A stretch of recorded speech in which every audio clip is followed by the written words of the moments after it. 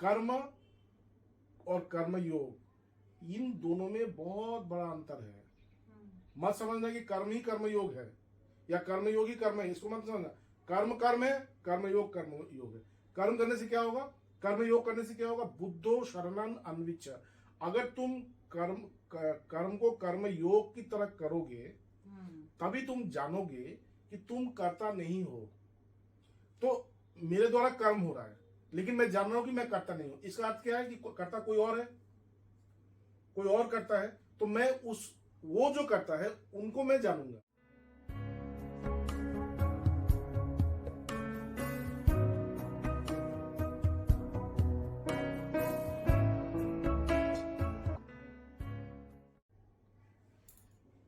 नमस्कार दर्शकों, पुनः आप सबके लिए, आप सबके साथ बातों बातों में भगवत गीता का चर्चा लेकर उपस्थित हुई हूँ हमारे 18वें एपिसोड के साथ। तो पिछले अध्याय में हमने देखा था कि कर्म योग में किस तरीके से कर्म करते जाइए और कर्म की फल की चिंता न करें, इस तरीके की बातों से स्वामी जी ने अपनी बात को विराम दिया था। आज हम उनसे इससे आगे की घटना क्या हुई थी, इससे आगे क्या घटित हुआ था, उसको जानने के लिए हम उनका फिर से अपने साथ उनका स्वागत करते हैं, उनका अभिनंदन करते हैं। प्रणाम स्वामी जी। आप जी बिल्कुल, पिछले अध्याय में आप जिस तरीके से हमारे दर्शकों को बताए थे कि कर्म करते जाइए, कर्म करने से आप कभी छोटे नहीं होंगे, कर्म करते जाइए और कोई भी कर्म छोटा या बड़ा नहीं होता है। सब कर्म अपने हिसाब से, अपने तरीके से होते हैं।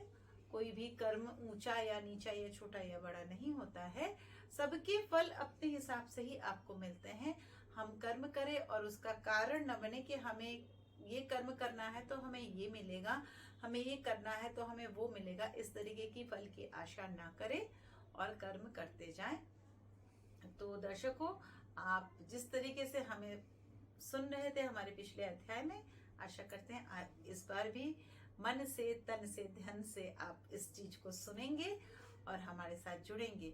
और वास्तव में जो पिछले अध्याय में स्वामी जी ने कहा था कर्मण्य वादिका रस्ते, तो हमारे साथ ऐसे कई दर्शक हैं जो इस श्लोक को बखूबी जानते हैं, क्योंकि ये हमारे दूरदर्शन टीवी पे बहुत पहले महाभारत एक धारावाहिक आता था जिसमें इस श्लोक को बहुत अच्छे तरीके से इस श्लोक की प्रस्तुति करी गई, इसका उपयोग किया गया था। तो इस श्लोक से हम सभी वाकिफ हैं और इसके अर्थ को आज स्वामी जी ने हमें बहुत अच्छे तरीके से बताया है पिछले एपिसोड में, और आज भी इससे जुड़े हुए कई बातें बताएंगे। तो फिर से स्वामी जी आपका स्वागत है और आगे की बातों को लेकर के आप हमारे साथ पुनः अपने धारा प्रवाह में चलिए। तो जय जी, आपको प्रणाम, सबको प्रणाम। जय श्री कृष्ण। तो भगवान कृष्ण ने जब हम पिछले एपिसोड में थे जहाँ पे हमने अपने वाक्य को विराम दिया था, वहाँ पे उन्होंने समत्व को कहा था कि योगस्थ कुरु कर्माणि संगम तक्त्वा धनंजय सिद्धा सिद्धो समो भूत्वा समत्वम योग उच्यते। देखो, कर्म का जो फल है, सिद्धि या असिद्धि, इन दोनों को समान भाव से देखना, क्योंकि ये समत्व ही कर्म है, योग है। तो वो कर्म योग के बारे में कह रहे हैं। अभी भगवान कृष्ण कर्म और कर्म योग इन दोनों का एक डिफरेंस कर रहे हैं। अच्छा। हम लोग कर्म करते हैं, हम लोग कर्म योग नहीं करते हैं। भगवान कृष्ण कर्म को करने के लिए कह रहे हैं, लेकिन वो कह रहे हैं कि कर्म को करो, लेकिन कर्म योग करके करो। कर्म को केवल कर्म के लिए ही मत करो, उस कर्म के द्वारा तुम योग को प्राप्त करो, इसको तुम ध्यान रख के करो। तो अगर हम कर्म को कर्म की तरह करें और कर्म योग ना करें, इसलिए उन्होंने एक कंपैरिजन किया कि कर्म क्या है और कर्म योग क्या है। तो श्री भगवान उवाच, उन्होंने कहा कि दुरेन ह्यवरम कर्म बुद्धि योग धनंजय बुद्धो शरणन विच्च कृपणा फल हेतव। तो इसका अर्थ क्या है कि दुरेन ह्यवरम कर्म बुद्धि योग धनंजय। तो कह रहे कि हे धनंजय, कर्म और कर्म योग इन दोनों में बहुत बड़ा अंतर है। मत समझना कि कर्म ही कर्म योग है या कर्म योग ही कर्म है, इसको मत समझना। कर्म कर्म है, कर्म योग है। कर्म करने से क्या होगा? कर्म योग करने से क्या होगा? बुद्धो शरणन अन्विच्छ। अगर तुम कर्म को कर्म योग की तरह करोगे तभी तुम जानोगे कि तुम करता नहीं हो। तो मेरे द्वारा कर्म हो रहा है लेकिन मैं जान रहा हूं कि मैं करता नहीं हूं। इसका अर्थ क्या है कि करता कोई और है, कोई और करता है। तो मैं वो जो करता है उनको मैं जानूंगा कि जो मेरे भीतर से कार्य कर रहे हैं, जिनके शक्ति के द्वारा मैं कार्य कर रहा हूं, जिनके ज्ञान प्रवाह से मेरे अंदर से कार्य हो रही है, मैं उनको जानूंगा। तो मैं जब उनको जानूंगा तब क्या होगा? मैं उनके प्रति शरणापन्न होऊंगा और तभी मुझे शांति मिलेगा। इसका अर्थ यह है कि जब कोई कर्म योग को करते हैं तभी इस कर्म योग के द्वारा वो ईश्वर को प्राप्त करते हैं और ईश्वर को प्राप्त करके उनका जीवन जो है वो शरणागति से पूर्ण हो जाता है। और जब किसी का जीवन शरणागति से पूर्ण होता है तभी उसके जीवन में शांति आता है, आनंद आता है, सुख आता है। क्योंकि उसको देखने वाला या उसका देखभाल करने वाला ईश्वर स्वयं होता है। ठीक। लेकिन यहाँ पे क्या कह रहे हैं कि जो कर्म योगी है वो शरणापन्न होते हैं, ईश्वर के प्रति उनका शरणागति होता है। कृपणा फल हेतव, और जो फल के लिए, फल प्राप्ति के लिए जो कर्म करते हैं, मतलब जो संसार के लोग जो करते हैं फल प्राप्ति के लिए जो कर्म करते हैं, वो लोग क्या होते हैं? वो लोग कृपण होते हैं। कृपण का अर्थ है जीवन के उद्देश्य को ना जानना, ये होता है कृपण। मतलब जो केवल फल के लिए ही अपने कर्मों को करते हैं, फल प्राप्ति करने के लिए, उनका जीवन एक कृपण जैसा होता है। वो अपने जीवन के उद्देश्य को जानते नहीं। क्योंकि वो अपने जीवन के उद्देश्य को नहीं जानते, इसलिए उनका जीवन जो है वो हमेशा ही विपद दूसरे तरफ जाता है। जो पथ है उस पथ में नहीं जाता, वो उल्टे रास्ते में चलते रहते हैं, वो अंधेरे की तरफ चलते रहते हैं। इसलिए कर्मयोग इतना आवश्यक है।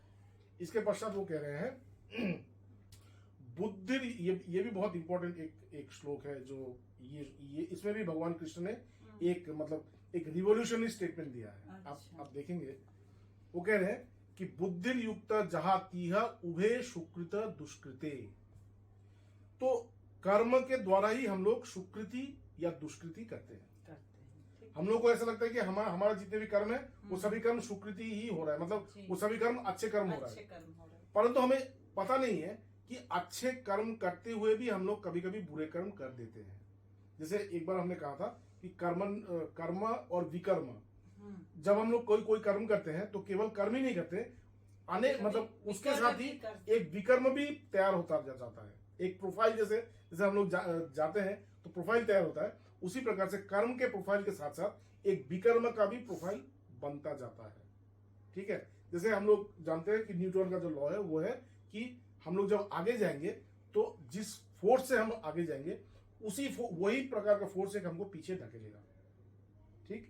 ये न्यूटन का पहला लॉ है कि मतलब every action has a equal and opposite reaction. मतलब अगर मैं एक एक्शन करता हूँ तो आगे की तरफ जाने के लिए वो फिर हमें तो पीछे इक्वल एंड ऑपोजिट, मतलब एक समान प्रकार का, जैसे मान लीजिए हम आगे की जाने के लिए मैंने 100 शक्ति का प्रयोग किया, तो उसी प्रकार से 100 शक्ति मेरे अगेंस्ट में भी प्रयोग होगा। तो कर्म के समय पे भी यही है कि जब मैं कोई कर्म करूंगा उसी समय मेरा एक विकर्म भी तैयार होगा जो मुझे पता नहीं रहता, और अंत में जाके हमको ये सब भी भोगना पड़ता है। क्यों? क्योंकि हम लोग कर्म से जुड़े रहते हैं, हम लोग अपने आप को कर्ता समझते हैं। तो चूंकि हम कर्ता हैं तो जिस प्रकार से कर्म फल भोगना होगा उसी प्रकार से विकर्म फल भी हमको भोगना पड़ता है। लेकिन भगवान कृष्ण क्या कह रहे हैं? बुद्धि युक्त जहातीह उभे सुकृते दुष्कृते। जहाती मतलब दूर हो जाना। जब तुम कर्म योग करोगे, यहां पे बुद्धि युक्त मतलब जब तुम कर्म योग करोगे, जब तुम कर्म को कर्म योग के द्वारा संपन्न करोगे, मतलब जब तुम्हारे कर्म करने के समय तुम्हारा कोई कर्ता भाव नहीं रहेगा और कर्म का जो फल है उस फल के प्रति भी तुम्हारा कोई आसक्ति नहीं रहेगा। जब इस प्रकार से जब तुम कोई कर्म करोगे तब क्या होगा? तुम सुकृति और दुष्कृति इन दोनों से तुम अलग हो जाओगे, अलग रहोगे। तो जब सुकृति और दुष्कृति से आप अलग रहेंगे तब आपको क्या मिलेगा? शांति मिलेगा, स्टेबिलिटी मिलेगा, स्थिरत्व मिलेगा, स्थायी मतलब एक स्थिर ठहराव मिलेगा, आपको शांति मिलेगा। ठीक है। तो बुद्धियुक्त जहाती है उभे सुकृते दुष्कृते तस्माद योगाय युजस्व। इसीलिए मैं कह रहा हूं हे अर्जुन, इसलिए मैं कह रहा हूं कि तुम इस कर्मयोग में प्रवृत्त बनो, क्योंकि एकमात्र कर्मयोग ही तुम्हें अच्छे और बुरे कर्मों से बचाएगा। अच्छे और बुरे कर्म ही नहीं, अच्छे और बुरे कर्मों के जो प्रभाव है उससे भी वो बचाएगा। तस्माद योगाय युजस्व।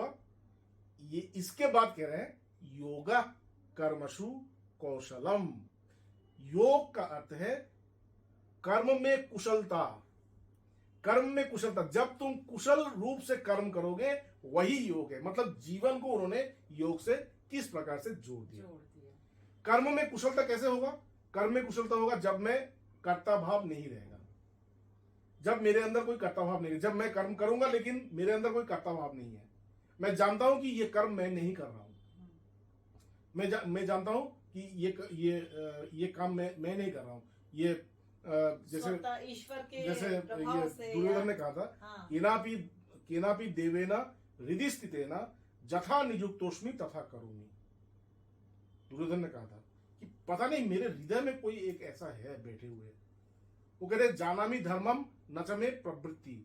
मैं धर्म क्या है मैं जानता हूं, लेकिन उसमें मुझे कोई प्रवृत्ति नहीं है। मतलब मैं जानता हूं कि ये धर्म है और मैं अगर इसको करूंगा तो मैं धार्मिक बनूंगा, लेकिन उसमें मुझे कोई प्रवृत्ति नहीं है। जानामि अधर्मम न च मे निवृत्ति। और मैं अधर्म क्या है वो भी मैं जानता हूं, लेकिन उसमें मुझे कोई निवृत्ति नहीं है। मुझे लगता है कि मुझे यही करना चाहिए। क्यों? केना भी देवे ना हृदय स्थित, कोई ऐसा है जो मेरे हृदय में बैठा हुआ है। जथा नियुक्तोष्मि तथा करोमि। वो मुझे जहां नियुक्त कर रहा है मैं वही कर रहा हूं। वो मुझे जो करवा रहा है मैं वही कर रहा हूं। मतलब ये दुर्योधन ने जो ये बात कही, ये भी हमारे ऋषियों ने इसको लिया।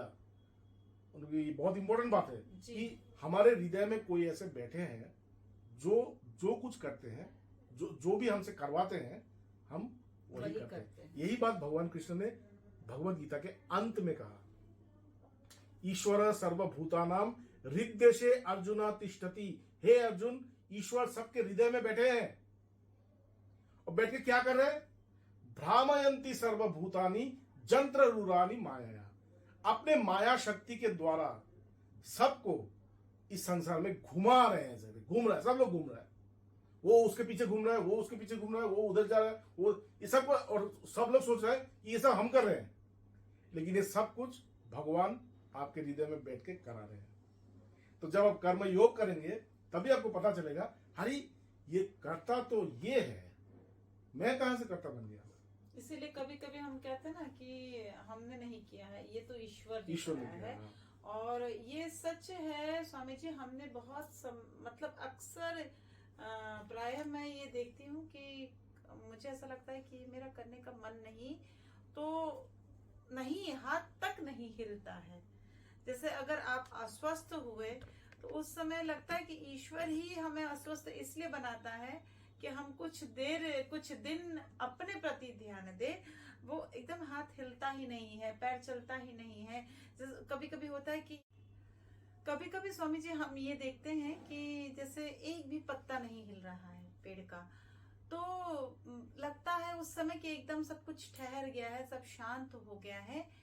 और ये जो अपने मन की बात होती है कि नहीं, एक पत्ता भी हिलाने तक की ताकत हमारे अंदर नहीं है, वो सिर्फ और सिर्फ जो ये ब्रह्म सत्ता है, ये जो ईश्वर है, वही कर सकता है। तो आपकी ये बात बिल्कुल एकदम 100% सत्य है कि ईश्वर ही हमारे अंदर है, वही हमारे लिए अच्छा बुरा, हमारे कर्म जो हमारे लिए अच्छा होता है वो वही करते। कभी कभी कोई काम ऐसा होता है कि हम मतलब वो चाहते हैं हो, लेकिन किसी कारणवश वो काम होता नहीं है, तो हमारे मुंह से अनायास निकल आता है कि जो होता है अच्छे के लिए होता है। शायद ईश्वर की यही मंशा रही होगी कि इसमें कुछ अच्छाई छुपी है या कुछ बुराई है जो हमें करने के लिए उन्होंने बाधा दे दिया, वो काम उन्होंने नहीं कराया, यानी जो होता है अच्छे के लिए होता है। तो इस तरीके की जो बातें हैं या इस तरीके का जो सोच है, हम सोचते हैं यानी कि ईश्वर जो है वो हमारे साथ रहते हैं, हमारे अंदर रहते हैं और हमसे अच्छा और बुरा जो कर्म करवाना होता है वो कराते हैं, और उसका भी एक प्रारब्ध से ही वो जुड़ा होता है। प्रारब्ध की चीजें, जिस तरीके से आपने कर्म किया है उसका फल आपको मिल रहा है, और आगे भी अगर आप अच्छा कर्म करेंगे तो उसका फल आपको आने वाले समय में मिलेगा। इसीलिए कहते हैं कि फल की चिंता ना करें। नहीं, यहाँ पे एक छोटा सा बात जी, ये है कि भगवान कृष्ण ने, जैसे आपने कहा वो ठीक कहा कि प्रारब्ध जो कर्म है, कर्म का फल मिलता है जी, लेकिन ये जो श्लोक हम लोग, जिस श्लोक को हम लोग चर्चा कर रहे थे, उस श्लोक में शुरू ही उन्होंने ये किया था कि बुद्धि युक्त जहाती है उभे सुकृते दुष्कृते। मतलब अगर तुम कर्म योग करोगे तभी तुम्हें ये जो अच्छे और बुरे कर्मों का जो फल है, जिसे हम लोग प्रारब्ध कहते हैं, कर्म फल को प्रारब्ध क्या है, वो तो कर्म फल है। हाँ। तो इन प्रारब्ध से भी तुम मुक्त हो जाओगे जी। अगर तुम कर्म योग को करते हो, तो तुम्हारा प्रारब्ध से भी तुम मुक्त हो जाओगे, और केवल कर्म से या अच्छे और बुरे कर्म से नहीं, कर्म फल से भी तुम मुक्त हो जाओगे। तो जहां पे हम लोग थे वो, जैसे आपने कहा वो ठीक कहा कि ईश्वर हमारे अंदर से करवा रहे हैं। तो भगवान कृष्ण कह रहा है कि तस्मात् योगाय युजस्व योगा कर्मसु कौशलम। इसलिए हे अर्जुन, तुम उस योग में प्रवृत्त हो, क्योंकि कर्म के में कुशलता ही योग है। कर्म में कुशलता में पहला क्या है कि आपको ये जानना होगा कि मैं करता नहीं हूं, और दूसरा क्या है कि कर्म का जो फल है उस फल के प्रति आपको आसक्त नहीं होना है। जब ये दोनों को हमेशा जान करके आप जब कर्म करेंगे, तभी वो कर्म योग होगा, और तभी आप कुशल बनेंगे, तभी वही कुशल कर्म होगा। और एक पॉइंट जो आपने कहा था, वो मैं थोड़ा सा इसमें मेरा अपना एक्सपीरियंस है इसलिए बोल रहा हूँ। जैसे ये तो सत्य है कि ईश्वर हमारे अंदर से करते हैं सब कुछ, लेकिन ये जो बात है ये आप अनुभव भी कर सकते हैं। एकदम बिल्कुल। आप ये अनुभव भी कर सकते हैं कि आप बोल रहे हैं लेकिन आप बोल नहीं रहे हैं, आप कहीं जा रहे हैं लेकिन आप जा नहीं रहे हैं, आपसे हर कर्म को करवाया जा रहा है लेकिन आप कुछ नहीं कर रहे हैं, आप सब कर्मों से आप अलग हैं। तो ये भी आप अनुभव कर सकते हैं। जी स्वामी जी, ये आपने बिल्कुल एकदम सही कहा, क्योंकि हमेशा इसका अनुभव तो नहीं होता है स्वामी जी, लेकिन कभी कभी जैसे अनायास लगता है कि मैं कुछ ऐसा कह गई जो मुझे नहीं कहना चाहिए। अच्छा है बुरा है इसका मुझे ज्ञान नहीं है, लेकिन शायद कुछ अच्छी चीजें भी कभी कभी अनायास निकल जाती है। तो ये जो आभास है वो कभी कभी होता है। शायद हम लोगों के कर्म, अभी हम लोगों को अपने कर्मों में बहुत सुधार करनी है। आप जैसे स्वामी जी या योगी जो होंगे उनको हमेशा आभास होता है, लेकिन दर्शकों हमें भी इस आभास को करने के लिए अपने जीवन में कर्म अच्छे करते जाने का ये प्रयास करना चाहिए, ताकि ये एक्चुअली बात यही है कि मतलब आध्यात्मिक जीवन जो है, इसमें आप कुछ नया कुछ नहीं सीखेंगे। जो कुछ भी पहले बोला गया है वही आप अपने जीवन से अनुभव करते हैं। जी, बिल्कुल। और आप उन बातों को ही आप वैलिडेट करते हैं, मतलब हाँ ये सत्य है। तो जो भी बातें बोला गया है उनको आप जानेंगे कि ये सत्य है। जी, तो अगला जो श्लोक है वो ये है कि कर्मजम बुद्धिर्युक्ता ही फलम त्यक्त्वा मनीषिणाम जन्म बंध विनुर्मुक्ता पदम गच्छन्त नामयम। इसका अर्थ ये है कि कर्मजम बुद्धिर्युक्ता ही फलम त्यक्त्वा मनीषिणाम। जब आप कर्म योग को करेंगे, जब आप कर्म योग में प्रवृत्त होकर, जब कर्म योग के द्वारा जब आप कर्म करेंगे, तब कर्मजम मतलब कर्म से